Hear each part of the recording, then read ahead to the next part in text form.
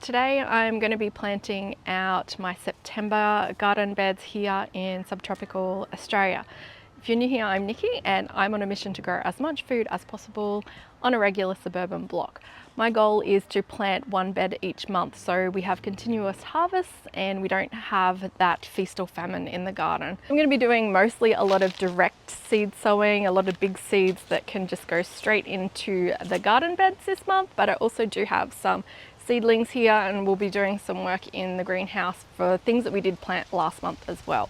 We'll run down on some of the things that we've planted in previous months and their progress. We've got our June bed here, which is in a wicking bed. We've got a row of carrots that's still growing, a row of beetroot. We've harvested our row of lettuce and I am harvesting some salad greens, so mustard greens and rocket quite regularly. Also got the kale and the Swiss chard going really well.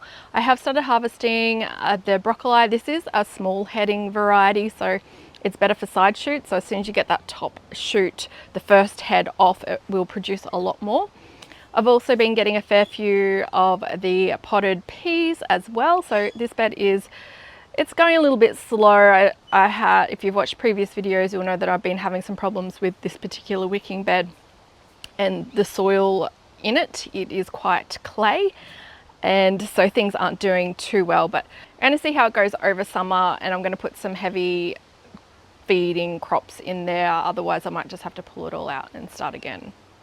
So this is one that we planted back in July. This one I did more of a square foot gardening approach and I really am happy with the layout of it and the production of it as well. So we've harvested loads of lettuce from here. I've only got one left in this corner. I have sown some extras. We've got some fennel. That one there's almost ready to come out. I've been harvesting loads of tatsoi and the snow peas are just starting to produce as well. So the bed that we planted out in August, this one here is taking up half of my veg pod. I did sow this when it was quite cool still and these are all warm season things.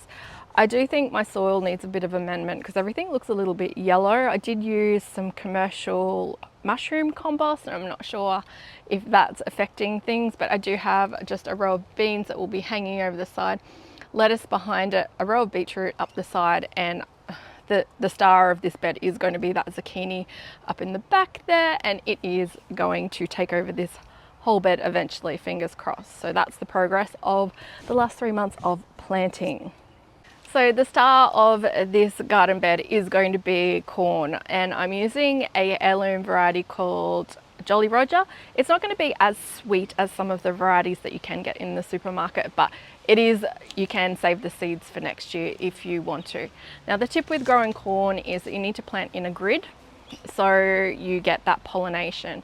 And it's also really good to only plant one variety at a time, or at least have them only flowering at separate times. Sometimes I will stagger corn planting if I want different varieties, but just know that they will cross-pollinate and it will affect the kernels that you are going to get. So if you're growing a maize with a sweet corn, you're going to get some kind of mashup. If you've struggled with growing corn, the best tip is to obviously plant in that grid. They also need lots of water and lots of fertilizer. So I'm going to add a fair bit of blood and bone meal to this bed before I plant out, and hopefully we'll get some really decent cobs of corn.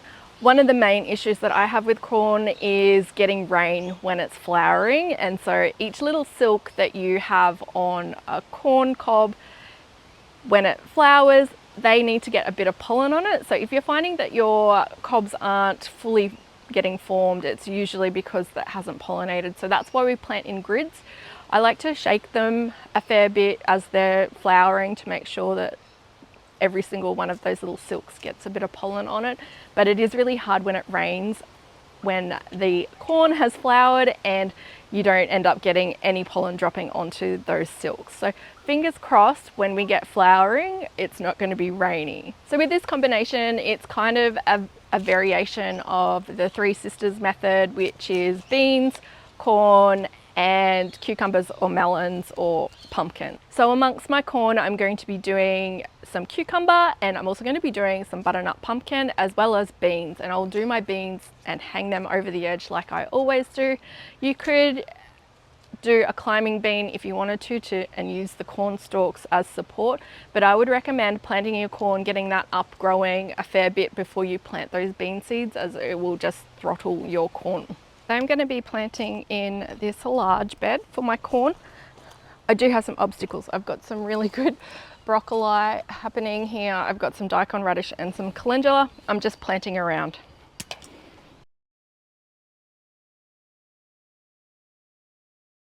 I have added some 5-in-1 to this garden bed as well. I was going to add some of my homemade compost, but it is pretty full, so I'm going to save that for some of the beds that I turn over once the garlic is finished.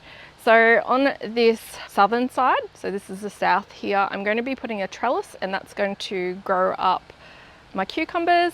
And on the northern side, where I have my arch over here, I'm going to put the pumpkins, and I'm going to get them to grow over that trellis.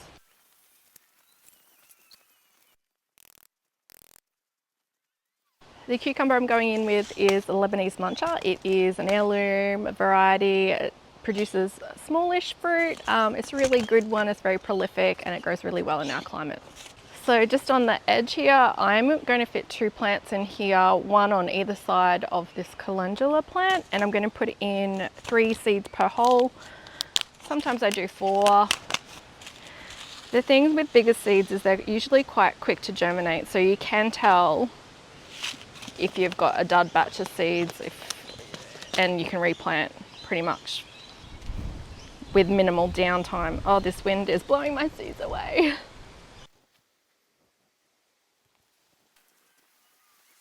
So along my edge up here, I'm going in with a bush bean. This is a Cherokee wax, which is a yellow bush bean.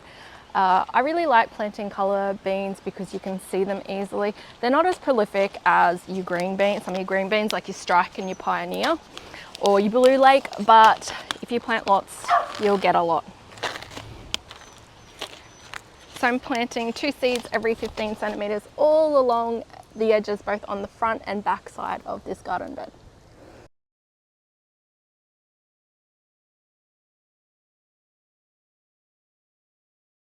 And now it's time for the corn. So I'm planting these seeds around 30 centimeters apart. I am getting around 4 rows for this garden bed and probably 8 to 10 seeds per row. I am putting them in an offset pattern just to maximize my spacing, and I'm putting 2 seeds per hole. I like to plant everything out and then backfill it. I didn't do that with the beans though. So now it's time for the pumpkin. I'm just doing a butternut and hopefully I'm going to get it to climb over.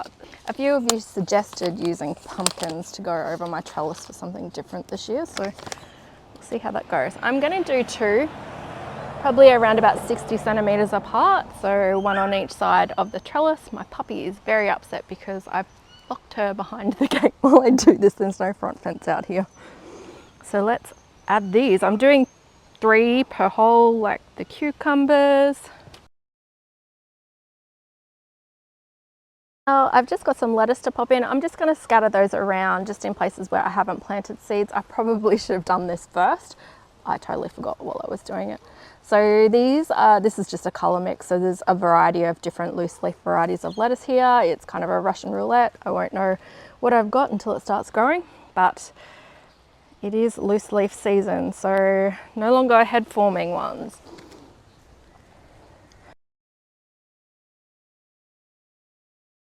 Okay, so now I'm just going to water it in.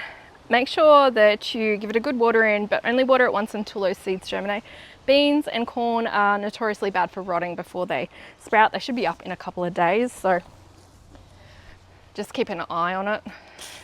I'm just going to water it in first and then I will do a seaweed emulsion. I always forget, I did add some of this mycorrhiza to my water. Just make sure that if you are using this with in a watering can situation, that you do use tank water or water that hasn't been chlorinated, because it will kill all those anyway.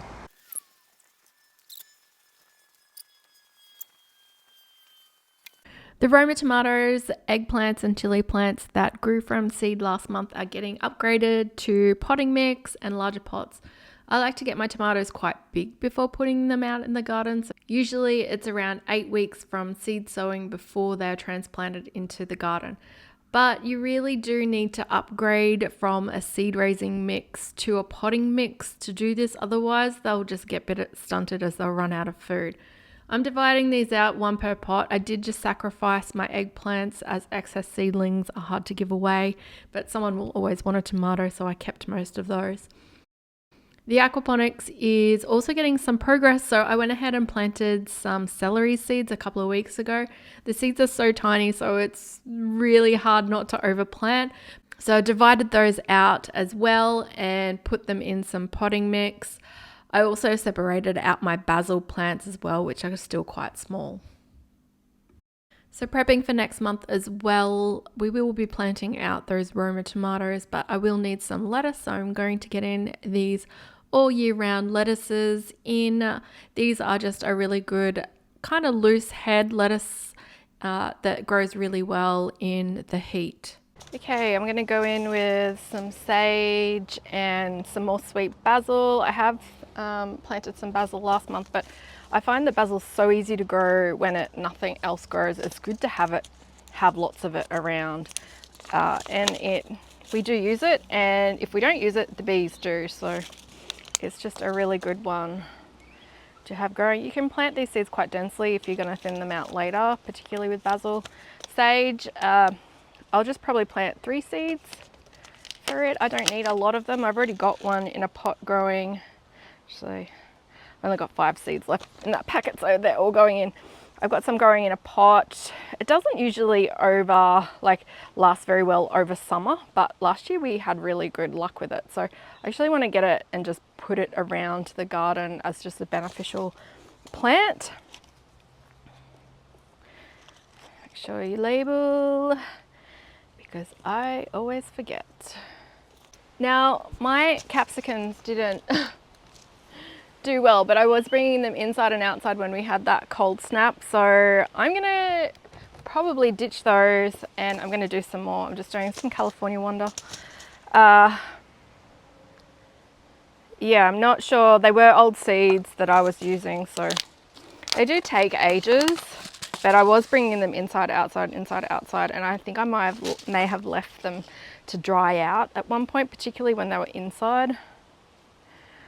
So I'm just going to resow these.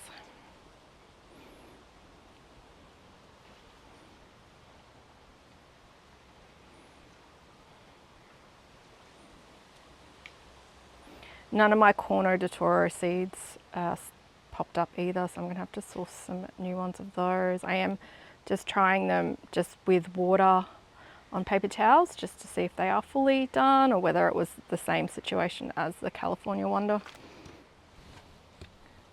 Just going to do my backup corn.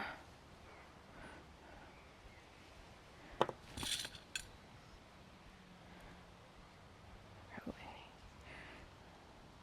deeper than that.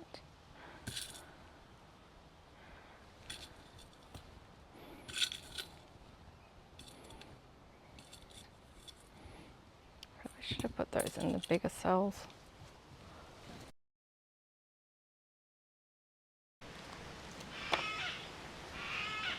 Now, if you're wondering what these seed raising punnets are, they are the mini winnies from Neversink Farm Windstrip pots. They're air pruning. They're rigid, they're really good. I got them from Active Vista down in Tassie. I just got 4 of this size. I got 4 of the smaller size, which is good for lettuce, but not much else. It's a bit small, I find. And I also got the larger size. I need to clean this one, which is good for tomatoes, and I probably should put the corn in there, to be honest. Beans, cucumbers. So they have the air pruning, so it's kind of like a lot like the soil blocks. When you transplant it, it doesn't have that shock because they don't become root bound because of that air strip. Really good, recommended. So I did some germination tests for my loofah seeds and we had pretty good strike rate. So I do have those in the ground now. I have a lot of them. I have no idea where I'm going to put them, but I'll figure that out later. They won't be in my staple beds, but if that's something you want to grow this year, maybe have a look at getting those in the ground now too. I did still have loads of butterhead lettuce left over from a couple of months ago that were just sitting in the greenhouse. So I decided to get the hydro crack key system up and running again. So I've just set that up. And hopefully they will do something. They might just bolt straight to seed because they have been sitting there for a few months now, but we'll see how that goes. This is a really simple hands-off hydroponic method of growing lettuce. My only problem is this greenhouse is not covered, so when it rains it does overflow and it messes everything up. Also like to get in some flowers every month. This month I'm doing some Cosmos Picotee. These ones grow quite short, so I'm just going to sprinkle them in the garden that I've just planted out, and we'll see how they grow. If you wanted to be a bit more precious about it, I would probably raise them as seeds and plant them wherever you want them, but I'm just going to scatter them around and see what they do.